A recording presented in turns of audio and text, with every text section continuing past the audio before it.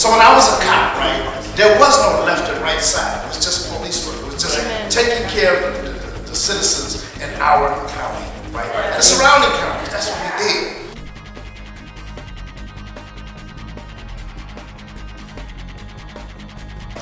Good evening and God bless everyone. So just a little bit about me quick. My name is Epps. I'm candidate for Wayne County Sheriff. Born and raised in the city of Detroit. Grew up and educated through the Detroit public school system. After school, I went right to college, did my first year at Wayne State University, realized I didn't have money for it, so I joined the Navy, joined the United States Navy. After serving in our United States Navy, I come home and I joined the sheriff department in Wayne County.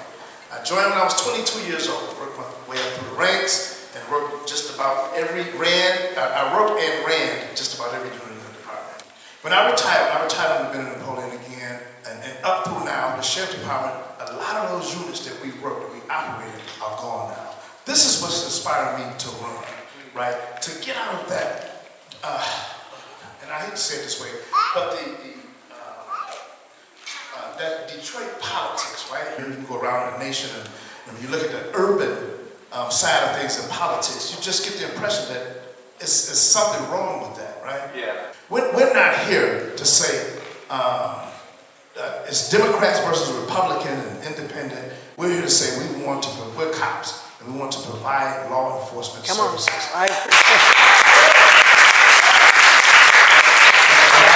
But not enough people understand that the sheriff's, right? The sheriff's office is under the Constitution. Things that the sheriff can do, right? There's certain powers that the sheriff can levy. I think, Ms. Jody, you talked earlier, there is certain things that the sheriff can do to protect you in your freedom of speech. I have been an advocate since I ran for House Rep in 2018. I was harmed by a sheriff, and that story's all over the Facebook pages, and I do videos. So my videos don't go missing, like sometimes some of these sheriff's videos can go missing.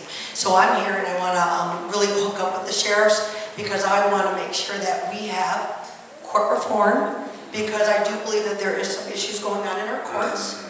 It's a lot of work, you guys, to go out there and be a political advocate.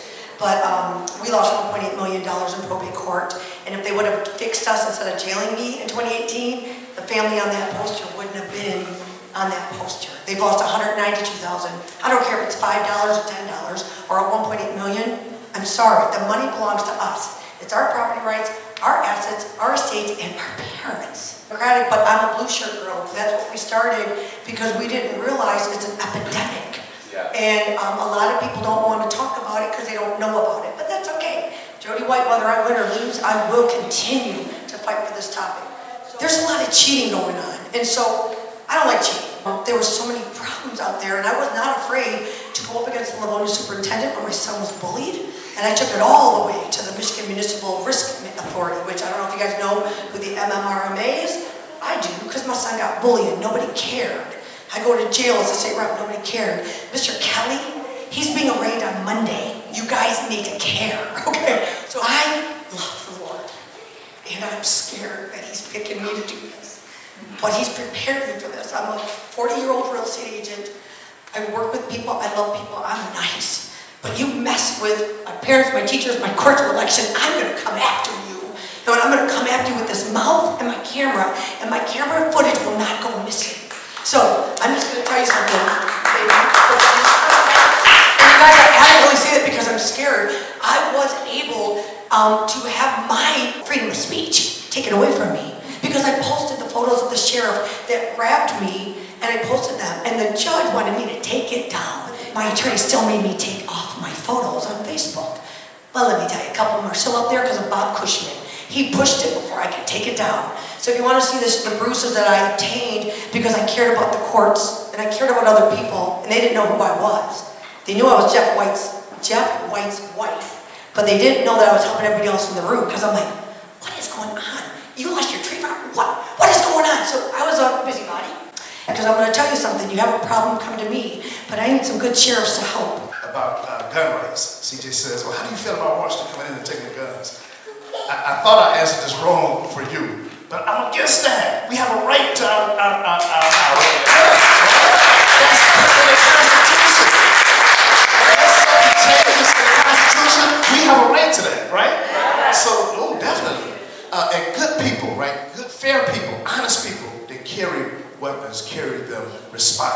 Yes. That's what's important. Yes. Right? That's important. And so that's so, you know, again, it's in the Constitution.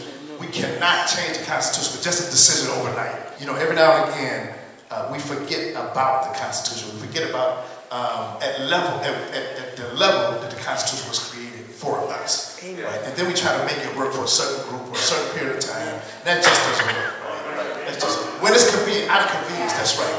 That's right, thank you. How we work in Wayne County and how we service people. Again, there is no left or right, there's no red or blue. There's Wayne County and our citizens. This is what I stand on. It's what we stand on. One, we want to fix people.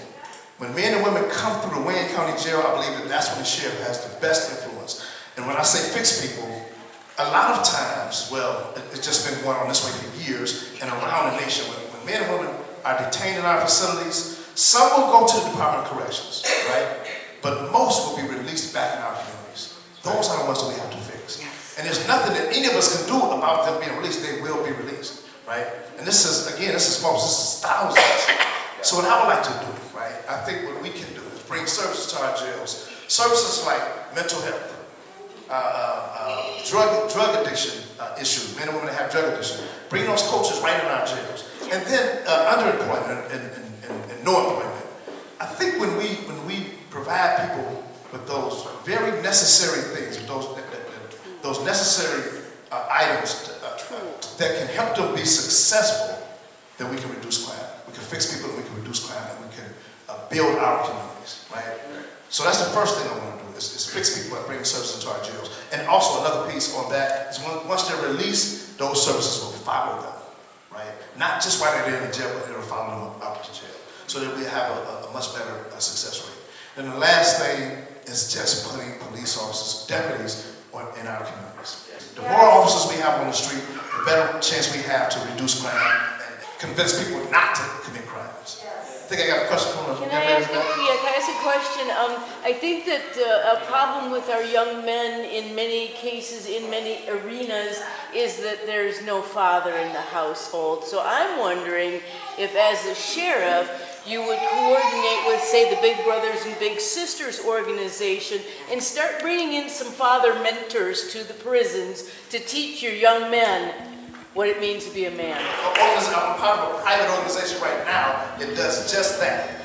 It focuses on men and women that's being released from prison, to teach them how to reteach them how to be parents to their children. But you're absolutely right. Programs like that is what I'm suggesting we bring in the jails to help people. So then when they're released, they can be better parents, better providers.